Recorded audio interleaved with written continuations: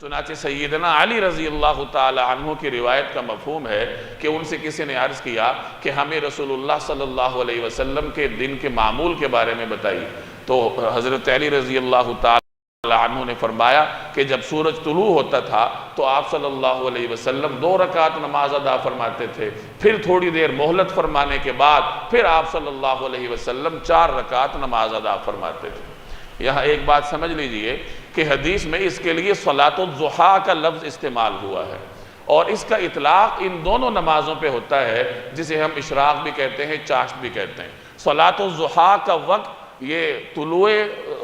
جب سورج طلوع ہوتا ہے اس کے تھوڑی دیر کے بعد، کوئی 20 منٹ کے بعد شروع ہوتا ہے، اور زوال تک یہ ضحیٰ کی نماز کا وقت باقی رہتا ہے۔ اگر کوئی آدمی طلوع آفتاب کے فوراً بعد پڑھ لے، یعنی جب اول وقت ہے اس وقت پڑھ لے، اس کو اشراق کہہ دیا جاتا ہے، اور کوئی آدمی تھوڑا ٹھہرے بعد میں آ کر پڑھ لے تو پھر اس کو چاشت سے تعبیر کر دیا جاتا ہے۔ ان دونوں نمازوں کو آپ اکٹھا بھی پڑھ سکتے ہیں۔ اگر کوئی آدمی 9-10 بجے اٹھتا ہے اور کام پر جانے سے پہلے وہ 2 رکعت اشراق کی نیت سے پڑھ لیتا ہے، 4 رکعت چاشت کی نیت سے پڑھ لیتا ہے، تو یقیناً اسے ثواب حاصل ہوگا۔ مختلف روایات میں ان نمازوں کی بڑے فضائل مذکور ہیں۔ چنانچہ ایک روایت میں آتا ہے کہ اگر کوئی آدمی فجر کی نماز جماعت کے ساتھ پڑھے اور اس کے بعد اپنی جگہ پر بیٹھا رہے، ذکر اذکار کرتا رہے یہاں تک کہ سورج طلوع ہو جائے اور نماز کا وقت ہو جائے، تو وہ اشراق کے 2 نوافل ادا کر لے تو اسے مقبول حج اور عمرے کا ثواب ملتا ہے۔ نبی کریم صلی اللہ علیہ وسلم نے 3 مرتبہ فرمایا کہ مکمل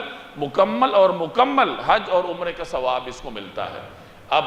اس میں زیادہ سے زیادہ آدھا گھنٹہ لگتا ہے۔ اگر کوئی آدمی فجر کی نماز جماعت کے ساتھ پڑھے تو اس کے بعد 15 یا 20 منٹ کے بعد سورج طلوع ہو جاتا ہے، تو 10-15 منٹ اور انتظار کر لے، تو آدھا گھنٹہ اگر کوئی آدمی یہ محنت کر لے، اس دوران ذکر اذکار کرتا رہے، اپنی جگہ پر بیٹھا رہے، تو اس آدھے گھنٹے کی محنت کے نتیجے میں اللہ تبارک و تعالیٰ اس کے نامہ اعمال میں مقبول حج اور عمرے کا ثواب لکھ دیتا ہے۔ ایک اور روایت کا مفہوم ہے کہ جو آدمی اسی طرح کرے، یعنی فجر کی نماز پڑھے اور اس کے بعد ذکر اذکار کرتا رہے، اشراق کے وقت 2 رکعت نفل پڑھ لے، تو اللہ تعالیٰ اس کے تمام گناہوں کو معاف فرما دیتا ہے، چاہے وہ سمندر کی جھاگ کے برابر کیوں نہ ہو۔ تو آدھے گھنٹے کی محنت ہے اور تمام گناہوں کی معافی کا اعلان ہے، اور حج اور عمرے، مقبول حج اور عمرے کے ثواب کا اعلان اللہ کی جانب سے ہے۔ اسی طرح ایک اور روایت میں آتا ہے کہ جب کوئی آدمی صبح اٹھتا ہے تو اس کے ہر جوڑ کے بدلے میں اس کے اوپر صدقہ ہوتا ہے۔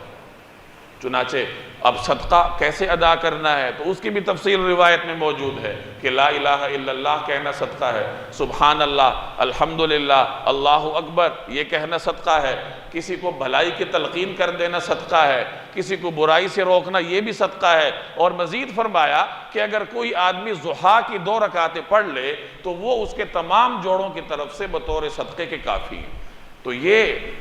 صلاۃ الضحیٰ کی ادائیگی کے فوائد ہیں جو کہ ان روایات میں جناب رسول اللہ صلی اللہ علیہ وسلم نے بیان فرمائے ہیں۔